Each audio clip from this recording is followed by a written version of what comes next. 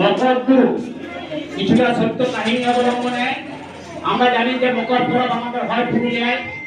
এটা আঞ্চলিক ভাষায় লেখা, কবিতার নাম মকরদুর, স্বরচিত কবিতা। মাই গো মাই, শুনছিস? উঠাবি ব্যাগ, ভুলে দিস না। বলে দেখতে ফেলে খাইটা পাইতে ঘুমাবি, টুকু ঝংল টুকু ছিঁড়া আর মায়ের হাতে সেলাই করা কাঁথা, কত রকমের শাড়ি ধুতি মিলমিশ বুনন করা।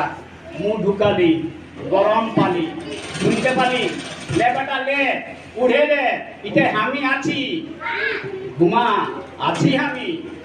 মেকি সালে কহাত ধরে উনান সাল, লাল উনানের আছে গোটা ঘর আলো, হাঁড়ির জল টকবক টকবক ফুটছে, গলায় বাঁধা পাতলা ধব কাপড়ের উপর ধপধপা গড়গড়িয়া সজনা ফুলের দ্বারা হাসছে।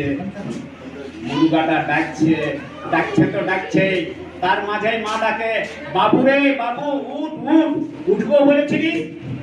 মায়ের দুহাত গুড়ি ভাঙে গড়ে, কোনোটায় তিল কোনোটায় নারকেল ফুল দিয়ে সাজে। আমি উঠে দেখি দু সরা পিঠা হয়ে গেছে।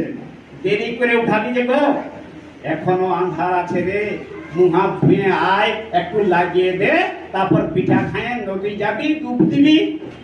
মনে মনে বলি, সে আর বলতে দমে কটা মকর ডুব দিব, যার যাবে কোহে। পাথর টাললে ঝাঁপ দিব লাপিত ঘাটে ফতেপুর, যেথায় কুমারী বাঁক নিয়েছে বড় খাল, একদিকে বালি ডিম আর দিকে জল থই থই বইছে নদী।